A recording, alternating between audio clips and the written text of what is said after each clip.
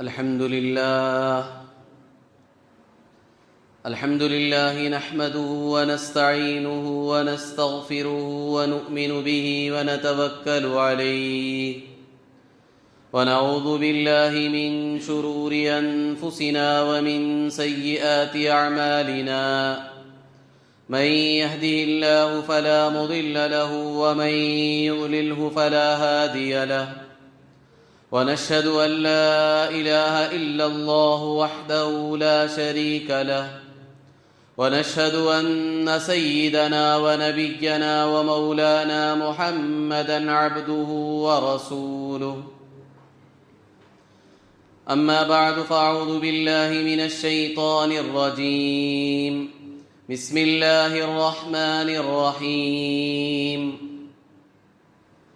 ويسألونك ماذا ينفقون قل العفو كذلك يبين الله لكم الآيات لعلكم تتفكرون في الدنيا والآخرة ويسألونك عن اليتامى قل إصلاح لهم خير وإن تخالطوهم فإخوانكم والله يعلم المفسد من المصلح ولو شاء الله لأعنتكم إن الله عزيز حكيم صدق الله العظيم۔ آج سورہ بقرہ کی 219 اور 220ویں آیت کی تفسیر ہوگی انشاءاللہ۔ ان آیتوں کا ترجمہ یہ ہے، اللہ تعالیٰ ارشاد فرماتے ہیں لوگ آپ سے پوچھیں گے کہ کیا خرچ کریں، آپ کہہ دیجئے ضرورت سے جو زائد ہے وہ خرچ کریں۔ اسی طرح اللہ تبارک و تعالیٰ تمہارے سامنے صاف صاف احکام بیان کرتا ہے تاکہ تم دنیا اور آخرت کے معاملات میں خوب غور و فکر کرو۔ لوگ آپ سے یتیموں کے بارے میں پوچھتے ہیں، اے نبی جی آپ کہہ دیجئے کہ ان کی خیر خواہی کرنا بہتر ہے۔ اگر تم اپنے مالوں کو ان کے مالوں کے ساتھ ملا لو تو وہ تمہارے بھائی ہیں۔ اللہ تبارک و تعالی جانتا ہے بد نیتی کرنے والے کو اور نیک نیتی کرنے والے کو۔ اگر اللہ تبارک و تعالی چاہتا تو تمہیں مشقت میں ڈال دیتا۔ یقیناً اللہ تبارک و تعالی زبردست حکمت والے ہیں۔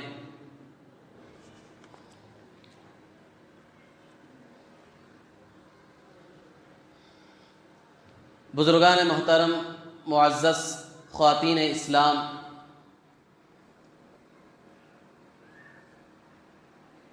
سب سے پہلی آیت جس میں لوگوں نے آ کر اللہ کے رسول صلی اللہ علیہ وسلم سے پوچھا کہ ہم کیا خرچ کریں، تو اللہ تبارک و تعالیٰ نے اس کا جواب بہت ہی بہترین انداز میں دیا، اعتدال والا جواب دیا۔ اسلام کی یہ بڑی خوبی ہے کہ اس نے جو بھی احکام بیان کیے ہیں اس میں ہر مذہب، ہر قوم اور ہر ملت کا اگر ہم موازنہ کر کے دیکھیں، مقابلہ کر کے دیکھیں تو اس میں اعتدال ملے گا ہمیں۔ تو اللہ تعالیٰ نے جواب دیا کہ تمہیں اپنی ضرورت سے جو زائد ہے، ضرورت میں استعمال کرنے کے بعد جو چیز بچ جائے اسے خرچ کرو۔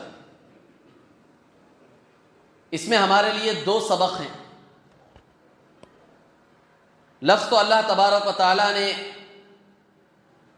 ایسا جامع بیان فرمایا ہے، العفو کہتے ہیں بچا ہوا، یعنی تمہاری ضرورت سے جو زائد بچ گیا ہے اسے اللہ کی راہ میں خرچ کرو۔ اس میں ہمارے لیے دو سبق کیا ہیں؟ پہلا سبق تو یہ ہے اس میں یہ بات بتائی گئی کہ ضرورت سے جو زائد ہے اسے خرچ کرنا ہے. جسے خود ہمیں ضرورت ہے، جس مال کی ہم خود محتاج ہیں، تو اسے خرچ کر کے دوسروں کے سامنے ہاتھ پھیلانا شریعت میں اس کی اجازت نہیں ہے. خود آپ کے گھر کا خرچہ چلنا مشکل ہے، بیوی بچوں کو پالنا مشکل ہو رہا ہے، گھر کی ضروریات پوری نہیں ہو رہی ہیں، آپ اٹھا کر راہ خدا میں خوب خرچ کر رہے ہیں، خوب لٹا رہے ہیں، تو شریعت اس سے منع کرتی ہے. اس لیے کہ تم راہ خدا میں خرچ کر رہے ہو، خوب لٹا رہے ہو، لیکن گھر کی ضروریات خود پوری نہیں ہو رہی ہے، تو اب دوسروں کے سامنے ہاتھ پھیلاؤ گے قرض کے. شریعت اس سے منع کرتی ہے. اب اس کی کون گارنٹی دے گا کہ جو قرض تم نے فلاں سے لیا ہے وہ ادا کرو گے؟ حالت تمہاری اور بدتر ہو جائے تو کہاں سے ادا کر پاؤ گے؟ یا اگر تمہاری موت واقع ہو جائے تو قرض کہاں سے ادا کر پاؤ گے؟ وہ تو پوری ذمہ داری بیوی بچوں کے کاندھوں پر آئے گی. لوگ کہاں چھوڑیں گے قرض کو؟ وہ تو پائی پائی کا حساب لینے والے ہیں. اس لیے شریعت نے کیا بہترین اصولی بات بتائی کہ ضرورت سے جو زائد چیز ہے اسے خرچ کرو. جو خود کی ضرورت کی چیزیں ہیں، جس کے تم خود محتاج ہو، ضرورت مند ہو، بیوی بچوں کو خود اس کی ضرورت ہے، تمہیں خود اس کی ضرورت ہے، اس کے بغیر تم زندگی نہیں گزار سکتے، تو خود شریعت نے کہا کہ اسے اپنے استعمال میں لاؤ. کیونکہ مال کا سب سے پہلا حق تو خود تمہاری ذات ہے. ایک روایت میں اللہ کے رسول صلی اللہ علیہ وسلم سے جب ایک صحابی نے آ کر پوچھا کہ مال کہاں خرچ کریں، اللہ کے رسول صلی اللہ علیہ وسلم نے کہا مال کا سب سے بہترین مصرف خود انسان ہے، خود آدمی کی ذات ہے، کیونکہ خود اسے ضرورتیں ہیں بہت ساری. تو سب سے پہلا مصرف تو خود آدمی ہے، اس کے بعد اس کے بیوی بچے ہیں، اس کے بعد اس کے خاندان والے رشتہ دار ہیں، اس کے بعد جو غیر ہیں، جو رشتہ دار نہیں ہیں، اجنبی ہیں، ان میں اگر ضرورت مند ہیں تو ان پر خرچ کیا جائے گا. شریعت نے یہ پوری ترتیب بتائی. اب یہاں رک کر ایک بات یہ بھی سمجھ لینی چاہیے کہ اللہ نے کہا ضرورت سے جو زائد بچے اسے اللہ کے راہ میں خرچ کرنا. اب یہ ضرورت کسے کہتے ہیں؟ ہمارے یہاں تو ضرورت لاکھوں میں ہو رہی ہے، اسے ضرورت نہیں کہتے شریعت میں. ہمیں اگر ضرورت کی چھوٹ دے دی جائے تو ہماری ضرورت تو لاکھوں میں پوری ہو رہی ہے، یہ ضرورت نہیں ہے. ہم سمجھتے ہیں کہ میری ضرورت مرسیڈیز کار ہے. نہیں، یہ تمہاری ضرورت کی چیز نہیں ہے. چھوٹی گاڑی سے بھی تمہاری ضرورت پوری ہو رہی ہے، تو اس سے جو زائد ہے وہ اللہ کے راہ میں خرچ کرو. تم ضرورت میں 3 گاڑیاں لا رہے ہو کہ یہ میری ضرورت کی چیز ہے، نہیں، یہ شریعت میں ضرورت کی چیز نہیں ہے. 5 کروڑ کا تم نے بنگلہ بنا ہے یا بننے جا رہے ہو، اور اتنا پورا مال تم یہ سمجھ رہے ہو بیوہ ہیں، یتیم ہیں ہمارے محلے میں، آپ ان پر نہیں خرچ کر رہے ہیں. کیوں؟ اس لیے کہ گھر میری خود ضرورت کی چیز ہے. یہ پورا 5 کروڑ روپیہ میرے گھر کے لیے، جو میری ضرورت کے لیے. تو شریعت میں اسے ضرورت نہیں کہتے. ضرورت کا مفہوم آج ہم نے سمجھا ہی نہیں ہے. بڑی سے بڑی چیز کو ہم ضرورت سمجھتے ہیں. اپنی خواہش پورا کرنے کا نام آج ہم نے ضرورت سمجھ لیا. ضرورت یہ نہیں ہے. درمیانی اور معمولی درجے کی چیزوں سے اگر ہمارے مسئلے حل ہو رہے ہیں، ہمارے کام پورے ہو رہے ہیں، تو وہ ہماری ضرورت کی چیز ہے. اعلیٰ کوالٹی، ہائی کوالٹی کی چیزیں یہ ضرورت میں داخل نہیں ہیں. یہ مفہوم میں نے اس لیے سمجھا دیا کہ عام طور پر لوگوں کے ذہنوں میں ضرورت کا جو مفہوم ہے وہ بہت بڑا ہے، وہ پورے بنگلور سے بھی بڑا ہے. سمجھ رہے ہیں کیا کہنا چاہ رہا ہوں؟ لوگ 5-5 10-10 کروڑ کی بلڈنگ کو ضرورت کہہ رہے ہیں. آج بینکوں سے لون لے رہے ہیں. کیوں؟ اس لیے کہ ضرورت کی چیز ہے. غرض بزرگان محترم، تو سب سے پہلی اصولی بات بتائی شریعت نے، ضرورت سے جو زائد ہے اسے اللہ کے راہ میں خرچ کر دو. جس کی تمہیں خود ضرورت ہے اسے مت خرچ کرو. ایک بات تو یہ ہوگی. دوسری بات، جس آدمی کے پاس زیادہ مال ہے پھر بھی وہ اللہ کی راہ میں خرچ نہیں کر رہا ہے تو اسے اس آیت میں ترغیب دلائی گئی ہے کہ تمہارے پاس اتنا مال ہے جو ضرورت سے زائد ہے، لہذا اسے اللہ کی راہ میں خرچ کرو۔ دو چیزیں ہیں، ایک غریب، دوسری طرف مالدار۔ غریب کو اس آیت میں یہ حکم دیا جا رہا ہے کہ ان چیزوں کے تم خود محتاج ہو، اسے اب خرچ مت کرو ورنہ تمہیں خود دوسروں کے سامنے ہاتھ پھیلانے کی ضرورت پڑے گی۔ ایک تو غریب کو اس آیت میں یہ حکم ہے، دوسری طرف مالدار کو حکم ہے تمہارے پاس ضرورت سے زیادہ مال ہے، ضرورت سے زیادہ چیزیں ہیں، اسے مت رکھو، یہ فتنے کا سبب بن سکتی ہیں، لہذا ضرورت سے جو زائد چیزیں ہیں جہاں تک سہولت سے تم خرچ کر سکتے ہو ان چیزوں کو اللہ کی راہ میں خرچ کرو۔ یتیموں، بیواؤں، جو ضرورت مند، حاجت مند ہیں معاشرے میں، ہمارے محلے میں، علاقے میں، چاہے وہ مسلمان ہو یا غیر مسلم ہو۔ نفلی صدقات غیر مسلم کو دینا بھی جائز ہے، ان کو بھی دینا چاہیے۔ صرف زکوٰۃ کے بارے میں حکم ہے کہ زکوٰۃ صرف مسلمانوں کو دی جائے گی، غیر مسلموں کو نہیں دی جائے گی۔ اس کے علاوہ جو ہمارے نفلی صدقات ہیں، عام صدقہ خیرات جو ہم کرتے ہیں وہ غیروں کو بھی دے سکتے ہیں، دینا بھی چاہیے۔ خاص کر ہمارے اس ملک میں تو ہر مسلمان کو چاہیے کہ وہ غیروں کی بھی امداد کرے، تعاون کرے، تاکہ ان کے دلوں میں خصوصی طور پر جو زہر مسلمانوں کے خلاف اگلا جا رہا ہے، جو زہر ڈالا جا رہا ہے، وہ چیز ختم ہو، انہیں معلوم ہو کہ مسلمان خود کس طرح پورے معاشرے کے فکر مند ہیں، چاہے وہ مسلمان ہو یا غیر مسلم ہو، ضرورت مند کی کس طرح یہ فکر کر رہے ہیں۔ تو اس آیت میں اللہ تبارک و تعالیٰ نے ایک طرف غریب کے لیے بھی معیار بتا دیا کہ تجھے کب خرچ کرنا ہے، اور مالدار کے لیے بھی معیار بتا دیا کہ تمہیں کب خرچ کرنا ہے، کتنا خرچ کرنا۔ آگے اللہ تبارک و تعالیٰ نے اس آیت میں یہ فرمایا کہ اللہ تعالیٰ نے تمہارے سامنے صاف صاف احکام کھول کر بیان کر دیے، کوئی چیز ڈھکی چھپی نہیں ہے اسلام میں۔ اسلام نے ایک ایک چیز کو کھول کھول کر بیان کر دیا ہے، تمہیں دوسرے لوگوں کے پاس جا کر سمجھنے کی، معلوم کرنے کی ضرورت نہیں ہے۔ اللہ اور اس کے رسول صلی اللہ علیہ وسلم نے سارے احکام کھول کھول کر بیان کر دیے۔ کیوں بیان کیے ہیں؟ لعلکم تتفکرون فی الدنیا والآخرہ، تاکہ دنیا اور آخرت کے معاملات میں تم خوب غور و فکر کر لو کہ میرے لیے کون سی چیز بہتر ہے دنیا کے اعتبار سے بھی، آخرت کے اعتبار سے بھی، اور کون سی چیزیں میرے لیے نقصان دہ ہیں دنیا کے اعتبار سے بھی، آخرت کے اعتبار سے بھی۔ پہلی آیت سے متعلق یہ تفسیر آپ حضرات کے سامنے آئی۔ دوسری آیت ہے یتیموں کے بارے میں۔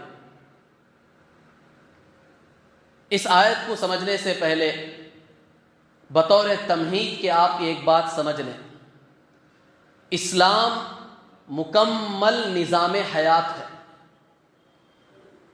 پوری زندگی کے لیے اسلام نے ایک مکمل نظام دیا ہے۔ معاشرے کے، ہماری سوسائٹی کے ہر فرد کے حقوق کو اسلام نے بیان کیا ہے۔ کسی فرد کو بے سہارا نہیں چھوڑا، یتیم اور لاوارث بنا کر نہیں چھوڑا۔ اسلام نے ہر ایک کے حق کو کھول کر بیان کیا۔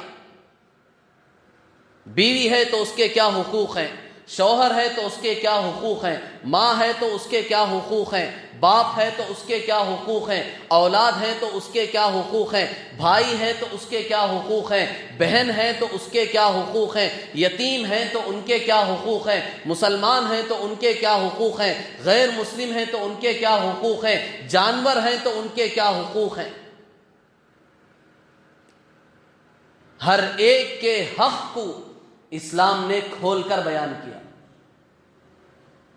اور صرف بیان نہیں کیا بلکہ اس سے آگے بڑھ کر ان حقوق کے ادا کرنے پر تمہیں کیا ثواب ملے گا، تمہیں کیا اجر ملے گا، دنیا اور آخرت میں تمہیں کتنے فائدے حاصل ہوں گے، اللہ نے اسے بھی بیان کیا۔ اور پھر اس سے آگے بڑھ کر ان میں سے ایک کے بھی حق کو تم ضائع کرو گے، پامال کرو گے، برباد کرو گے تو اس کا نقصان تمہیں دنیا اور آخرت میں کیا پہنچے گا، اسے بھی کھول کر بیان کرتے ہیں۔ اسلام کی یہ خوبیاں ہیں، یہ ایک مسلمان کو تو شان سے اس کا سر اونچا ہو جانا چاہیے کہ اسلام کیا مذہب ہے، اس کے اندر کتنا خیال رکھا گیا ہے ایک ایک فرد کے حق کے بارے میں۔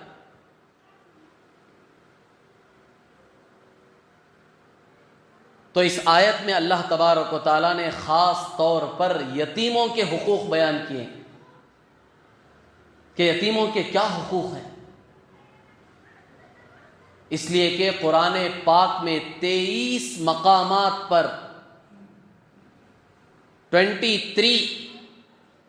23 جگہوں پر 23 مقامات پر اللہ نے یتیموں کے بارے میں ذکر فرمایا۔ آپ اندازہ لگائیں، یتیم کے بارے میں آج ہم سوچتے بھی نہیں، ہمارا ذہن بھی متوجہ نہیں ہوتا، قرآن ان کی کتنی فکر کر رہا ہے۔ قرآن میں 23 جگہ ایسے ہیں جہاں اللہ نے یتیموں کے بارے میں بیان فرمایا کہ یتیموں کے حقوق کیا ہیں، ان کے ساتھ تمہیں کیسے حسن سلوک کرنا چاہیے، ان کے مال کے ساتھ تمہارا کیا برتاؤ ہونا چاہیے۔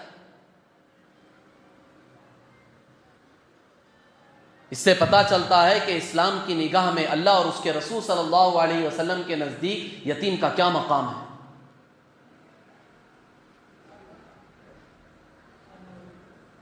یہ جو آیت ہے، جو صحابہ نے آ کر اللہ کے رسول صلی اللہ علیہ وسلم سے سوال کیا، آپ یتیموں کے بارے میں کیا کہتے ہیں، یہ سوال کس لیے تھا؟ یہ سوال اس لیے تھا کہ اس سے پہلے چونکہ عرب میں بھی یتیموں کے بارے میں ان کے حقوق کی کوئی خاص رعایت نہیں ہوتی تھی،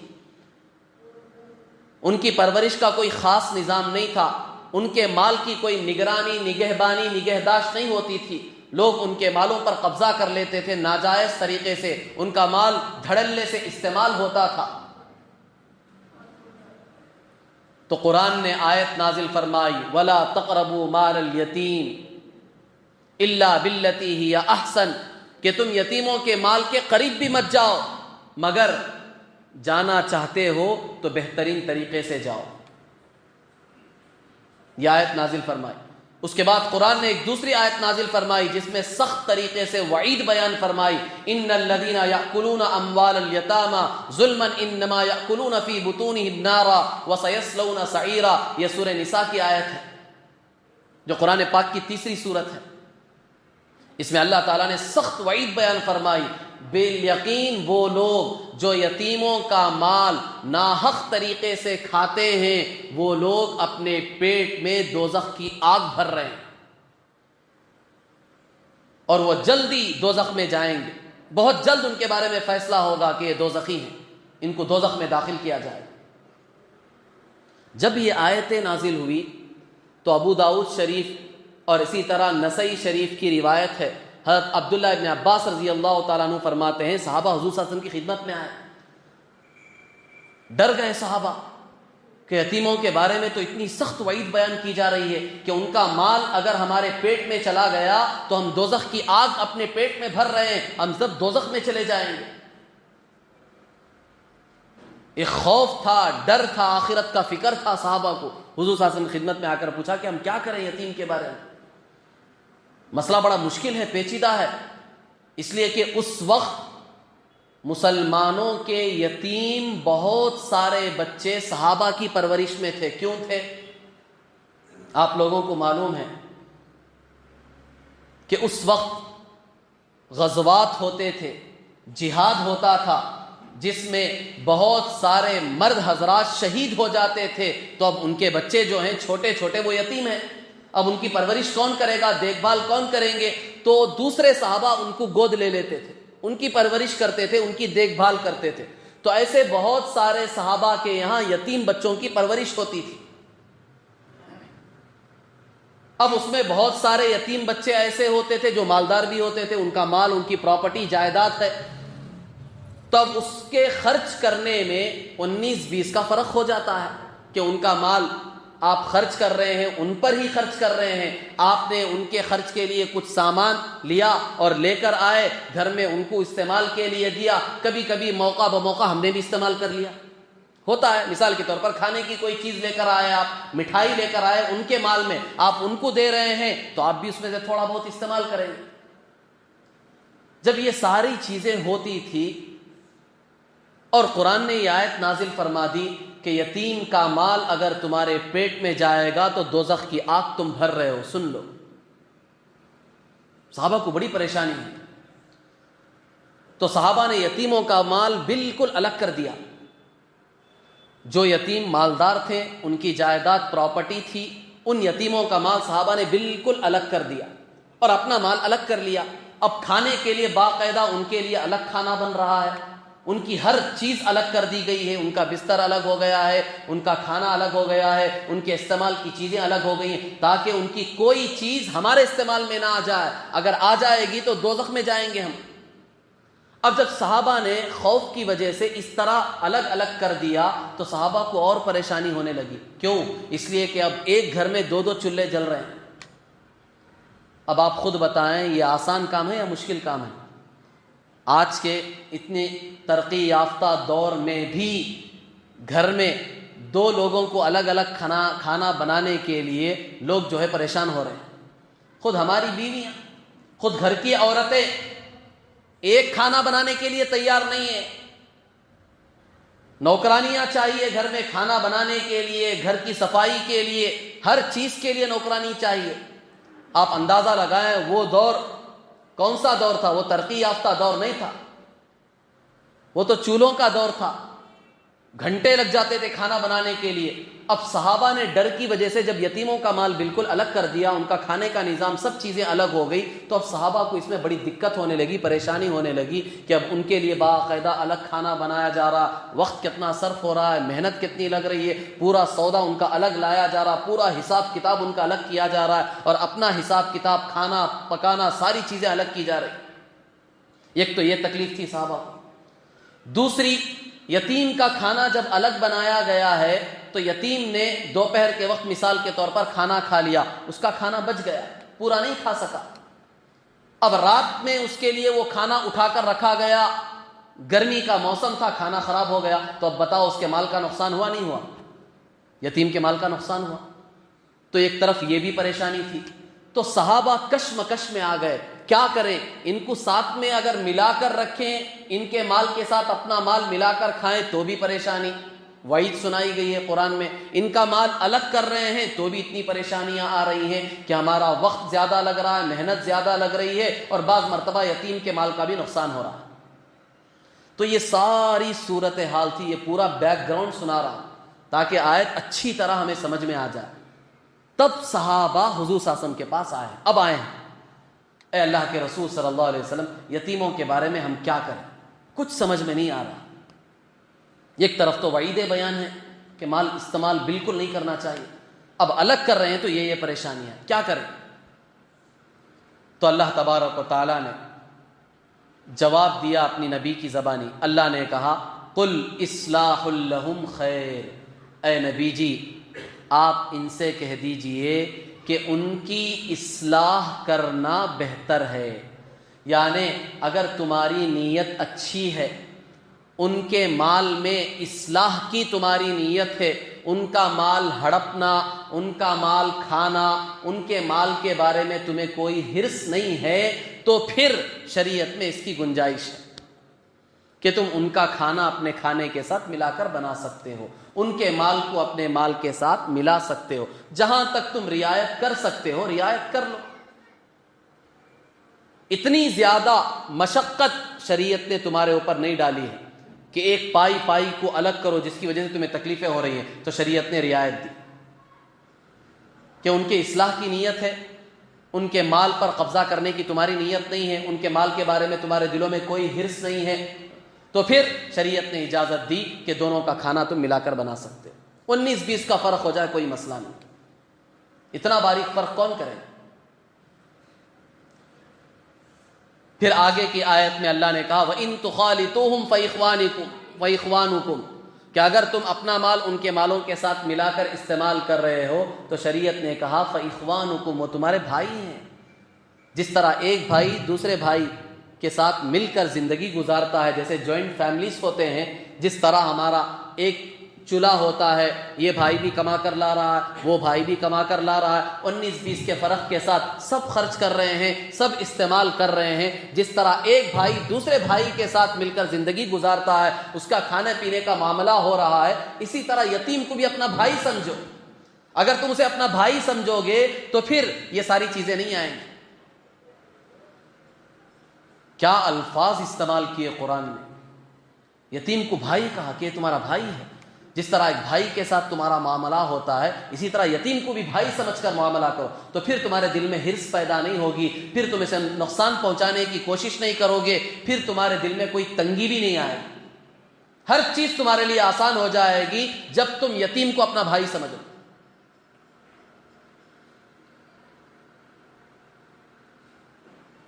اب یہاں رک کر سب سے پہلے ہمیں یتیم کی فضیلت سمجھنا ہے کہ یتیم کی کیا فضیلت قرآن و حدیث میں آئی ہے، اور پھر اس کی خلاف ورزی پر کیا وعیدیں بیان کی گئی، اور پھر ہمارے اس معاشرے میں یتیم کے بارے میں ہمارا کیا تصور ہے، ان کے ساتھ ہمارے کیا معاملات ہیں، ہمیں کیا کرنا چاہیے، یتیم کی کس طرح کفالت کرنا چاہیے، اسے ہمیں سمجھنا ہے.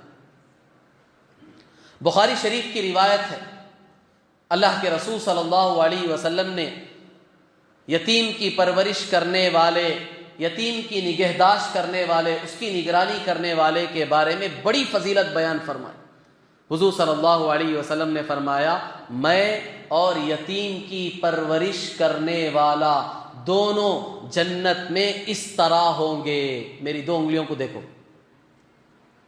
یہ جو شہادت کی انگلی ہے وہ، اور اس کے جو بازو والی انگلی ہے وہ، جسے ہم بیچ کی انگلی کہتے ہیں، وہ اور شہادت کی انگلی، یہ دونوں انگلیوں کو آپ ملا کر دیکھو، یہ پہلے ہی سے ملے ہوئے ہیں، یہ کتنے قریب ہیں.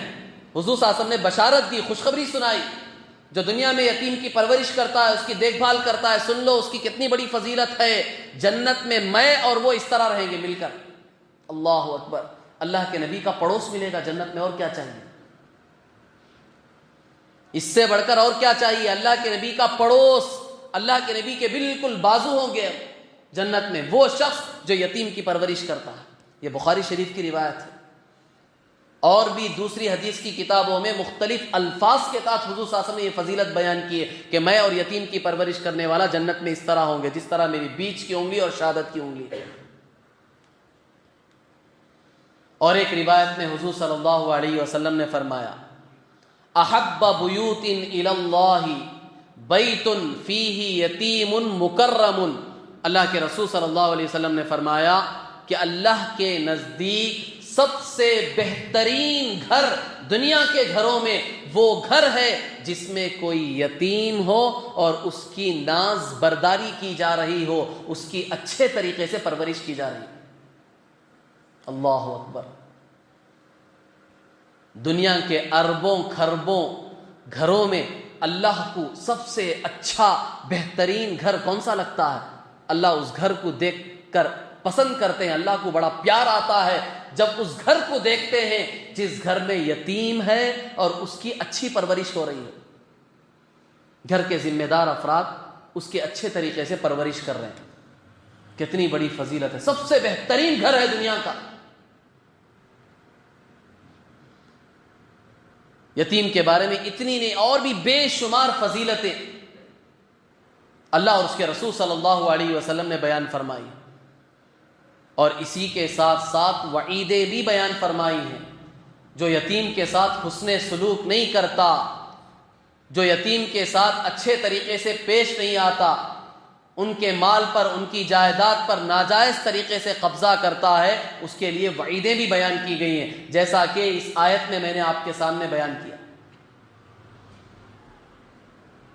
کہ لوگ دوزخ کی آگ اپنے پیٹ میں بھر رہے ہیں، وہ دوزخ میں جائیں.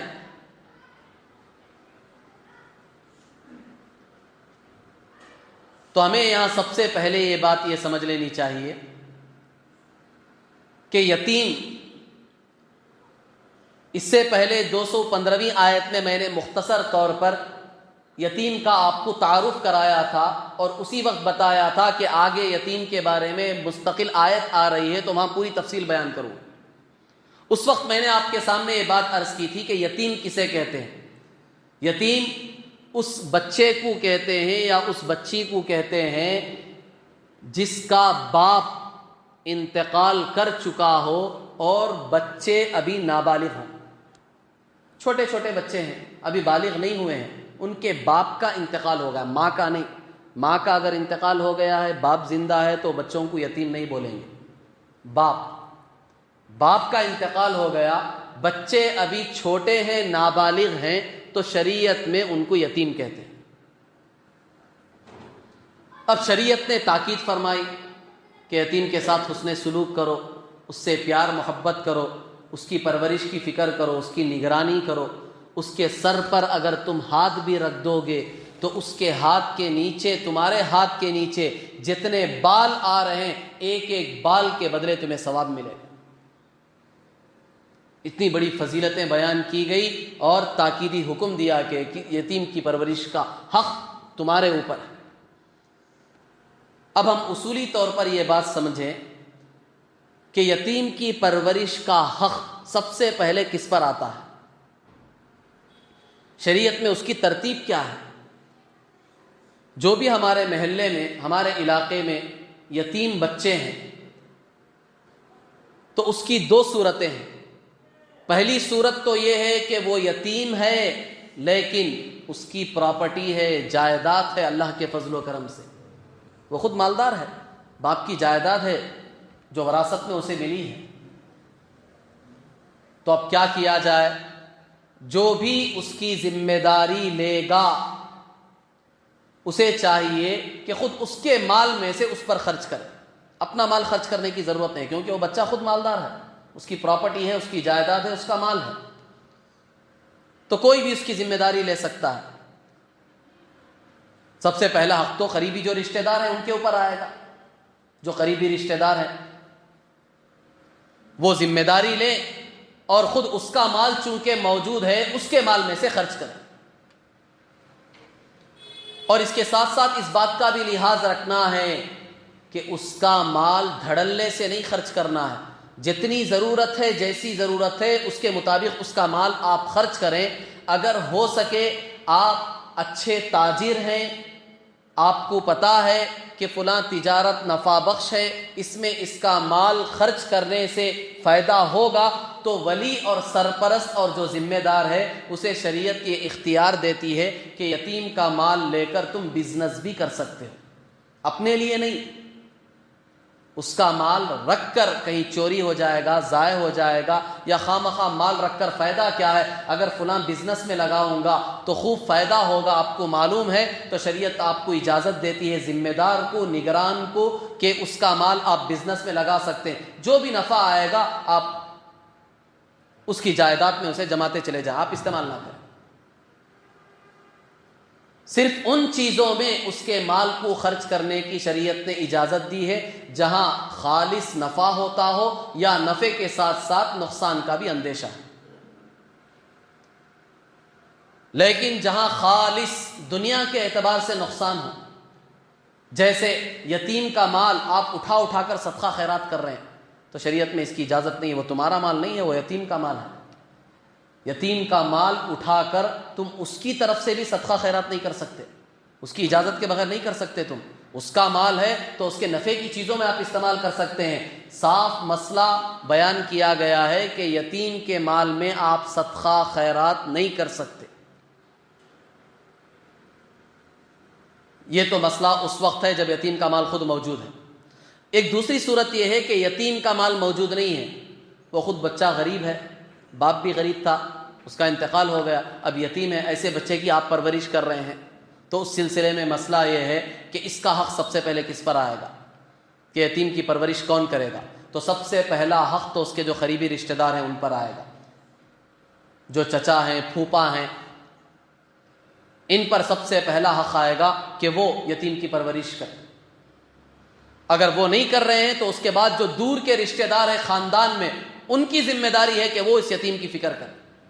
یہ ترتیب ہے شریعت میں. اگر وہ بھی اس کی فکر نہیں کر رہے ہیں تو پھر تیسرا نمبر بیت المال کا آتا ہے. محلے میں اگر بیت المال ہے جہاں سے ضرورت مندوں کی ضرورتیں پوری کی جاتی ہیں تو پھر بیت المال کی ذمہ داری ہے کہ بیت المال کے مال میں سے آپ وہ یتیم بچے کی پرورش کریں. اگر مسجد میں ہمارے محلے میں بیت المال کا باقاعدہ کوئی نظام نہیں ہے تو پھر چوتھا حق مسجد کی کمیٹی پر آتا ہے. ان کی ذمہ داری ہے کہ وہ کوئی ایک ایسا نظام بنائے جس سے ہمارے محلے کے جو یتیم بچے ہیں ان کی کفالت ہو سکے. ہاں کوئی کر رہا ہے تو آپ کو کرنے کی ضرورت نہیں، پہلے ہی سے ان کے رشتہ دار کوئی کر رہے ہیں یا کوئی دوسرے آدمی نے ذمہ داری لے لی ہے تو آپ کی ذمہ داری نہیں ہے. کوئی بھی نہیں کر رہا ہے تو چوتھا نمبر مسجد کی کمیٹی کا ہے. وہ اس کے بارے میں فکر کرے، کوئی ایک نظام بنائے، کوئی ایک راستہ نکالے تاکہ اس یتیم کی اچھے طریقے سے پرورش ہو. اگر مسجد کی کمیٹی بھی وہ ذمہ داری نہیں لے رہی ہے تو پانچواں نمبر محلے کے ہر مسلمان کا ہے.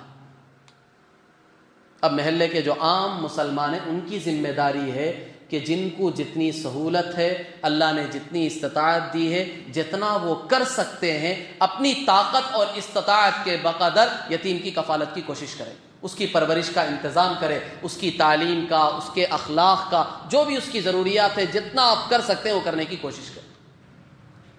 تو یہ پوری ترتیب بتائی گئی یتیم کے سلسلے میں، اس کی پرورش کس طرح ہونی چاہیے، اس کے حقوق کس پر عائد ہوتے ہیں، کس ترتیب سے عائد ہوتے ہیں، یہ ساری تفصیلات میں نے آپ کو بتا دی. اور پھر اس کے ساتھ ساتھ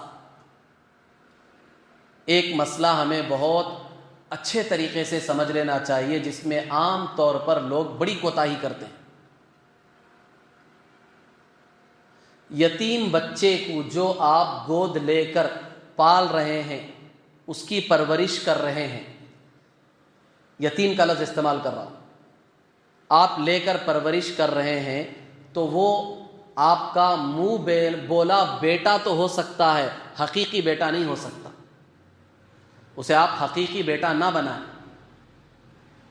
آپ لے کر پال رہے ہیں، پرورش کر رہے ہیں، شریعت نے اس کی فضیلت بیان کی ہے، لیکن وہ حقیقی بیٹا نہیں بن سکتا آپ کا، کسی بھی صورت میں نہیں بن سکتا. اگر آپ بنائیں گے تو اس کے دو نقصانات ہیں.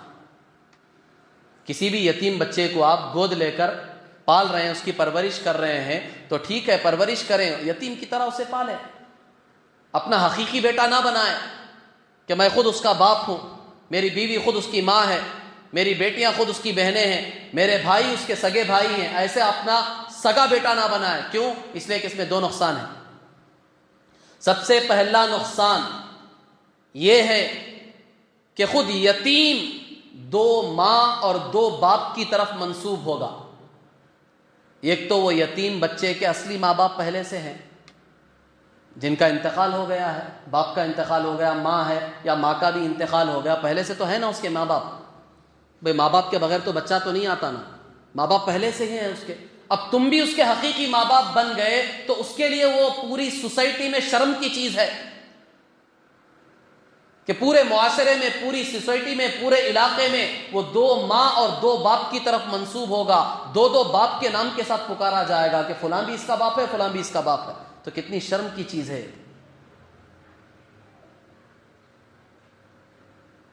اس سے خود اس کی ذات کو کتنی تکلیف پہنچے گی. یتیم بچے کو سب اسے دو دو باپ سے پکاریں گے اور بعض لوگ باقاعدہ اسے تکلیف دینے کا ایک ذریعہ بنا لیں گے. چھیڑ خانی ہوگی پورے معاشرے میں، محلے میں. اور ایک وعید بھی سن لو، حدیث میں ہے، جو آدمی جان بوجھ کر اپنی نسبت کسی دوسرے مرد کی طرف کرے، حضور صلی اللہ علیہ وسلم نے فرمایا اس آدمی نے کفر کیا. اس کے باپ ہوتے ہوئے اسے معلوم ہے کہ میرا فلاں باپ ہے، بچے کو معلوم ہے لیکن انتقال ہو چکا ہے، اب دوسرے نے جو گود لیا ہے اب باقاعدہ اسی کو اپنا اصلی باپ بنا لیا، اپنے باپ کا نام لیتا ہی نہیں، کہیں بھی اپنے باپ کا نام نہیں لیتا، اسی کو اپنا باپ بتاتا ہے، یہی ہمارے سگے ابا ہیں۔ جان بوجھ کر معلوم ہونے کے باوجود بھی دوسرے کو اپنا باپ کہہ رہا ہے تو اللہ کے رسول صلی اللہ علیہ وسلم نے فرمایا اس نے کفر کیا۔ اس کا مطلب یہ ہے کہ یہ کفر کے قریب پہنچ گیا۔ کتنی سخت وعید ہے۔ ہاں معلوم نہیں ہے، انجانے میں کر رہا ہے، چھوٹا سا بچہ ہے، ابھی عقل نہیں آئی، ابھی سمجھ بوجھ نہیں آئی، 10 سال کا بچہ ہے، لوگ اسے پوچھ رہے ہیں تمہارے ابا کون ہے، تو وہ اسی کو بتا رہا ہے جو اس کی پرورش کر رہا ہے۔ تو یہاں یہ مسئلہ نہیں ہے، بڑا ہو چکا ہے، اسے معلوم ہے کہ میرا باپ فلاں ہے، معلوم ہونے کے باوجود بھی اس کا نام چھپا رہا ہے، شرم محسوس کر رہا ہے اس باپ کا نام لینے میں، اور یہ جو باپ جس نے اس کی پرورش کی ہے اسی کو اپنا اصلی باپ بتا رہا ہے، تو حضور صلی اللہ علیہ وسلم نے یہ وعید بیان فرمائی کہ اس نے کفر کیا، وہ کفر کے قریب پہنچ گیا۔ اس لیے یہ چیز اچھی طرح سمجھ لینی چاہیے۔ ایک نقصان تو یہ ہوگا جو میں نے بتایا، دوسرا اس کا نقصان جو ہوگا، اگر تم لے پالک بچے کو اپنا حقیقی بچہ بنا لو گے، یا کوئی بچی کو لے کر پال کر اس سے اگر اپنی حقیقی بیٹی بنا لو گے، تو اس کا نقصان کیا ہوگا؟ اس کا فرق کہاں کہاں تک پڑے گا؟ ایک فرق اس کا نکاح میں پڑے گا۔ یہ مسئلے کو ذرا غور سے سمجھ لیں۔ ایک فرق نکاح میں پڑے گا، دوسرا فرق وصیت میں پڑے گا، تیسرا فرق پردے میں پڑے گا، حجاب، چوتھا فرق وراثت میں پڑے گا، اور بھی بہت سارے ہو سکتے ہیں۔ میں مثال کے لیے 4 مثالیں آپ کو دے رہا ہوں۔ نکاح میں اس کا فرق پڑے گا۔ سب سے پہلا فرق، اسے تم نے اپنا حقیقی بیٹا بنا لیا، حقیقی بیٹا بنا لیا، تو اب جو تمہاری حقیقی بیٹی ہے اس سے تم نکاح کراؤ گے؟ نہیں کراؤ گے، حالانکہ شریعت میں اس سے نکاح کرنا جائز ہے، کیونکہ جسے تم نے لے کر پالا ہے وہ اجنبی ہے، وہ تمہارا بیٹا نہیں ہے، وہ اجنبی ہے۔ تو تمہاری سگی بیٹی سے وہ نکاح کر سکتا ہے، لیکن تم نے جب اسے حقیقی بیٹا بنا لیا تو اب اس کا نکاح نہیں ہو سکتا۔ تو نقصان کیا ہوا؟ شریعت نے جو چیز حلال کی تھی اسے تم نے حرام کر دی۔ تمہاری بیٹی سے اس کا نکاح شریعت نے حلال کیا تھا کیونکہ وہ اجنبی ہے، اس سے تمہاری بیٹی کا نکاح حلال تھا۔ اب تم نے اسے اپنا سگا بیٹا بنا کر اس رشتے کو حرام کیا ہے، شریعت کی حلال چیز کو تم نے حرام کیا۔ یہ بہت باریک چیزیں لوگ جانتے ہی نہیں۔ دوسرا فرق وصیت کا۔ شریعت میں حکم یہ ہے کہ لا وصیت لوارث، حدیث ہے، حجۃ الوداع کے موقع پر اللہ کے رسول صلی اللہ علیہ وسلم نے صاف اعلان فرمایا، لا وصیت لوارث، وارث کو کوئی وصیت کرنے کی ضرورت نہیں ہے۔ جو ہمارے وارثین ہیں، مثال کے طور پر باپ ہے تو اس کے وارث کون کون ہیں؟ باپ مرے گا تو عام طور پر جو باپ کی پراپرٹی اور جائیداد میں حقدار ہوتے ہیں کون ہوتے ہیں؟ باپ کی جو بیوی ہے، وہ بچے، یہ عام طور پر باپ کی پراپرٹی کے حقدار ہوتے ہیں۔ اسی طرح اگر باپ کے ماں باپ ہیں تو وہ عام طور پر یہی حقدار ہوتے ہیں۔ شوہر مر رہا ہے تو آپ یوں سمجھے اسے، شوہر اگر مر رہا ہے تو اس کی پراپرٹی میں عام طور پر جو حقدار ہوتے ہیں وہ کون ہے شریعت کی نگاہ میں؟ ایک تو اس کی بیوی، دوسرے نمبر پر ماں باپ شوہر کے، تیسرے نمبر پر اس کے بچے، یہی اصل پراپرٹی کے حقدار ہیں۔ بھائی بہن چاچا یہ سب کب حقدار ہوتے ہیں؟ اس کی ایک لمبی تفصیل ہے جو سورہ نساء میں بیان کروں گا کہ بچے نہیں ہیں، ماں باپ نہیں ہیں، تو ان صورتوں میں یہ بھائیوں کا، چچا کا اور پوتوں کا، نواسوں کا، یہ نمبر سب بہت بعد میں آتا ہے۔ یہ نہیں ہیں اصل لوگ تو ان کے نمبرات آتے ہیں۔ اگر یہ اصل لوگ موجود ہیں تو کسی کو نہیں ملے گی پراپرٹی میں سے کوئی حصہ نہیں ملے گا۔ تو شریعت نے کہا کہ یہ وارثین ہیں تمہارے، ان کو تم وصیت نہیں کر سکتے۔ کیوں وصیت نہیں کر سکتے؟ اس لیے کہ شریعت نے خود ان کا حصہ طے کر دیا ہے، تمہیں آگے بڑھ کے طے کرنے کی ضرورت نہیں ہے، تو وارث کے لیے کوئی وصیت نہیں ہے۔ تو اب اگر تم نے اسے اپنا سگا بیٹا بنا لیا، لے پالک بچے کو سگا بیٹا بنا لیا، تو اب تم اس کو وصیت نہیں کرو گے، حالانکہ یہ اجنبی ہے، شریعت میں اسے وصیت کرنے کی اجازت ہے۔ اجنبیوں کو آپ وصیت کر سکتے ہیں کہ فلاں ہمارے دوست ہے، میری پراپرٹی میں سے اسے 5000 روپے میں وصیت کرتا ہوں، اجازت ہے آپ کو، شریعت اجازت دیتی ہے۔ ہمارے محلے کی مسجد کو میری پراپرٹی میں سے 50,000 میں وصیت کرتا ہوں، آپ کر سکتے ہیں، اجازت ہے۔ آپ غیروں کو وصیت کر سکتے ہیں، اپنوں کو وصیت کرنے کی اجازت نہیں ہے۔ یہاں دوسرے مسئلے میں یہ فرق پڑے گا کہ اگر اسے آپ حقیقی بیٹا بنا لیں گے تو آپ وصیت نہیں کریں گے، حالانکہ شریعت میں اسے وصیت کرنے کی اجازت ہے کیونکہ وہ اجنبی ہے۔ تیسرا فرق پردے کا، آپ نے اسے سگا بیٹا بنا لیا اور سگا بیٹا سمجھ رہے ہیں تو آپ اپنی بیوی سے پردہ نہیں کرائیں گے، آپ اپنی بیٹیوں سے پردہ نہیں کرائیں گے، حالانکہ وہ اجنبی ہے، اس سے پردہ کرانا ضروری ہے، وہ اجنبی ہے، وہ اس کے اندر شدھ بدھ آ گئی، شعور آ گیا، وہ بالغ ہو گیا، تو اب اس سے پردہ کراؤ، اپنی بیوی کو بھی پردہ کراؤ، اپنے بچوں سے، بیٹیاں جو ہیں ان سے بھی پردہ کراؤ، کیونکہ وہ ان کے لیے اجنبی ہے۔ اگر آپ نے کسی لڑکی کو لا کر پالا ہے، گود لے کر پالا ہے، تو وہ لڑکی بھی تمہارے لیے اجنبی ہے، خود باپ کو بھی اس سے پردہ کرنا ہے اور بیٹوں کو بھی پردہ کرنا ہے اس لڑکی سے۔ لڑکی ہو تو بیٹے اور باپ پردہ کریں گے، اگر لڑکا ہے تو بیوی اور بیٹیاں پردہ کریں گے۔ پردے کا مسئلہ کا فرق پڑے گا۔ پھر چوتھا مسئلہ وراثت، جیسے میں نے کہا وراثت، اگر آپ نے اسے اپنا سگا بیٹا بنا لیا تو اب کیا کریں گے؟ پراپرٹی میں سے آپ اس کو بھی دیں گے، دیں گے نہیں دیں گے؟ کیونکہ اسے بھی سگا بیٹا بنا لیا نا، تو پراپرٹی میں سے آپ اسے بھی دیں گے، حالانکہ وہ اجنبی ہے۔ پراپرٹی کا حق اصل کس کا ہے؟ بیٹے کا ہے، آپ اسے بھی دے رہے ہیں، تو آئندہ چل کر لڑائیاں ہو سکتی ہیں۔ وہ کہے گا ہمارے باپ کی اصل پراپرٹی ہے، تم کون ہو؟ تم کو تو لے کر پالا ہے۔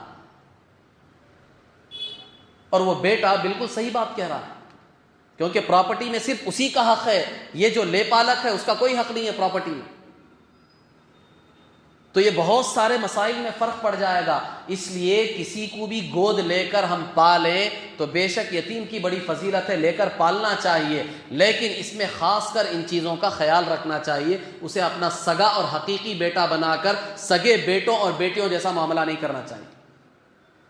جو حسن سلوک کرنا ہے، اچھی پرورش کرنا، جو کام کرنے کے آپ سارے کام کرو۔ پردے کی بھی رعایت کر سکتے ہیں آپ، یہ کوئی بڑا مسئلہ نہیں ہے پردے کا۔ جیسے کہ ہماری بھابیاں ہوتی ہیں گھر میں، بھئی ان سے بھی پردہ ہے نہیں ہے، بھابی سے، وہ بھی غیر محرم ہے، ہمارے لیے پردہ ہے، تو ایک ہی گھر میں رہتے ہوئے کرتے نہیں کرتے، تو اسی طرح اس بچے سے پردہ کراؤ۔ اپنی بیٹیوں سے بھی کہو کہ کھلم کھلا ان کے سامنے نہ آئے، گھل مل کر نہ بیٹھے، ہنسی مذاق نہ کرے، جہاں تک ہو سکے پردے کا اہتمام کر لو۔ بیوی سے بھی کہو کہ جہاں تک ہو سکے پردے کا اہتمام کرو۔ آپ اسے مشکل نہ سمجھے، یہ بتا رہا ہوں کہ اتنی کڑی شرائط آپ بتا رہے، کون لے کر پالے گا؟ پالنا چاہیے۔ اگر آپ کو پالنے میں مشکل ہو رہی ہے اپنے گھر میں رکھ کر، تو آپ کم از کم اس کی ذمہ داری تو لے لیں، آپ اسے کسی اور جگہ رکھ کر پالیں، کسی مدرسے میں اس کا داخلہ کرا دیں، لیکن خرچ کی ذمہ داری لے لیں۔ بھئی میں صورتیں بتا رہا ہوں، اگر آپ کو مشکل لگ رہا ہے گھر میں پالنے کے لیے، اس کی ایک صورت یہ بھی ہو سکتی ہے، بچہ ہے اسے مدرسے میں لے جا کر داخلہ کرا، پورا سال بھر وہی رہے گا، وہ خرچ کی ذمہ داری لے لیں آپ کہ ماہانہ جو اس کی فیس ہے، اس کی جو خرچ کی ہے، پوری ذمہ داری میرے ذمہ ہے۔ بچی ہے تو اس کے لیے بھی مدارس ہے، الحمدللہ، لڑکیوں کے لیے بھی بہترین انتظامات ہے، آپ وہاں لے جا کر ان کا داخلہ کرا دیں اور پورے خرچ کی ذمہ داری اپنے اوپر لے لیں۔ تو یتیم کی کفالت اس طرح بھی کر سکتے ہیں، یا ایک تیسری صورت یہ بھی ہو سکتی ہے اس کی کفالت کی کہ ماں ہے، بچے ہیں، تو آپ ان کو گھر میں لانے کی ضرورت نہیں ہے، خود ان کے لیے محلے میں ایک معمولی درجے کا کرائے کا مکان آپ لے کر ان کو وہاں رکھیں، ان کا کرایہ آپ بنے اور جو کھانے پینے کی ذمہ داری ہے وہ خرچ کی ذمہ داری لے لیں۔ اور کتنی صورتیں چاہیے یتیم کی پرورش کے لیے؟ تو کوئی مسئلہ مشکل نہیں سمجھنا چاہیے، یہ دیکھنا چاہیے کہ اس پر اجر کتنا مل رہا ہے، فضیلت کتنی ہے، جنت میں جانے کا سب سے بڑا ذریعہ بن رہا ہے، اللہ کے نبی کا پڑوس مل رہا ہے، اس سے بڑھ کر اور کیا چاہیے؟ یتیم کی پرورش کرنے والا جنت میں حضور کا ساتھی بن رہا ہے۔ تو ہماری ذمہ داری ہے، ہمارے اندر بھی یہ شوق ہونا چاہیے، جذبہ ہونا چاہیے، اگر اللہ نے ہمیں سہولت دی ہے، اللہ نے ہمیں مالی وسعت دی ہے، تو ہمیں یہ کام کرنا چاہیے کہ محلے میں تلاش کریں کون یتیم ہے، اس طرح بچے بچیاں جا کر ان کے گھر میں معلوم کریں کہ ان کا خرچہ کیسے چل رہا ہے، ان کی پرورش کیسے ہو رہی ہے، ان کے اخلاق کے بارے میں کون فکر کر رہا، ان کی تعلیم کے بارے میں کون فکر کر رہا۔ اگر کوئی خاص فکر نہیں ہو رہی ہے تو آپ جا کر اس کا انتظام کرا دیں۔ گھر میں لانے کے لیے نہیں کہہ رہا ہوں میں، گھر میں لا کر پالنا ضروری نہیں ہے، آپ اسی کرائے کے گھر میں ان کو رکھیں جس گھر میں وہ رہتے ہیں، بس آپ ان کی ذمہ داری قبول کر لیں تو وہ ثواب پورا ملے گا جو ثواب احادیث میں آیا ہے۔ کہ جنت میں حضور صلی اللہ علیہ وسلم کے آپ ساتھی بنے۔ اس کے ساتھ ساتھ آخری بات کہہ کر میں اپنی بات کو ختم کروں، یتیم کی پرورش میں جس طرح اس کے مال کا پورا خیال رکھنا چاہیے، اسی کے ساتھ ساتھ اس کے اخلاق کے بارے میں بھی فکر کرنا ہماری ذمہ داری ہے۔ یتیم بچہ ہے تو اسے ایسے ہی آزاد نہیں چھوڑنا چاہیے۔ جس طرح ہم اپنے بچوں کی پرورش کرتے ہیں، دیکھ بھال کرتے ہیں، ان کے اخلاق کے بارے میں پورے فکر مند ہوتے ہیں، اسی طرح یتیم بچہ جو بچی ہے ان کے اخلاق کے بارے میں بھی پوری فکر کریں کہ یہ کس سے مل رہا ہے، یہ کہاں جا رہا ہے، کہاں سے آ رہا ہے، اس کے آنے جانے کے اوقات کیا ہیں، اس کا ملنا جلنا اٹھنا بیٹھنا کس کے ساتھ ہوتا ہے۔ جس طرح اپنے بچوں کی فکر کرتے ہیں اس کی بھی فکر کریں، اس کے اخلاق کے بارے میں فکر کریں، اس کے ساتھ ساتھ اس کی تعلیم کی بھی فکر کریں۔ جس طرح اپنے بچوں کی دنیا اور آخرت کے اعتبار سے اسکول اور دینی تعلیم کی ہم فکر کرتے ہیں، یتیم بچوں کی بھی دینی تعلیم کی فکر کریں۔ ان کو گھر میں نوکر ملازم بنا کر نہ رکھیں۔ بعض لوگ ہوتے ہیں لینے کو تو لے کر پال لیتی، یتیم خانے سے لے کر آ جاتی بچوں کو، لا کر چھوٹے ہیں تو تھوڑے دن تھوڑے سال ان کی پرورش کرتی، ذرا بڑے ہو گئے تو گھر میں کام کے لیے رکھ لیتے ہیں، نوکر بنا لیتے، ملازم بنا لیتے، گھر کے کام کرا رہے ہیں، دکان کے کام کرا رہے ہیں، ایک نوکروں جیسا ان کے ساتھ معاملہ ہو رہا، نہ ان کی کوئی دینی تعلیم کا فکر، نہ دنیاوی تعلیم کی فکر، نہ ان کے اخلاق کے بارے میں کوئی فکر کر رہے ہیں۔ سراسر غلط چیز ہے۔ یتیم ہے اسے اپنے بچے کی طرح اس کی پرورش کرو، اخلاق کی فکر کرو، تعلیم کی فکر کرو، پھر وہ اجر ملے گا جو احادیث میں بیان کیا گیا۔ بہرحال بزرگان محترم، بہت ساری چیزیں ہیں، جہاں تک میرے بس میں تھا جتنی چیزیں ذہن میں مستحضر تھی میں نے آپ کے سامنے بیان کر دی۔ کوشش کریں انشاءاللہ، اللہ نے اگر ہمیں سہولت دی ہے تو انشاءاللہ ضرور اس فضیلت کو حاصل کرنے کے لیے ہم انشاءاللہ کسی ایک نہ ایک یتیم بچے کی اپنے محلے علاقے میں تلاش کر کے اس کی ذمہ داری ہم قبول کریں گے۔ اللہ تعالی ہم سب کو توفیق بھی عطا فرمائے، اس کے لیے اسباب اور ذرائع بھی مہیا فرمائے۔ آمین۔ وآخر دعوانا الحمدللہ رب العالمین۔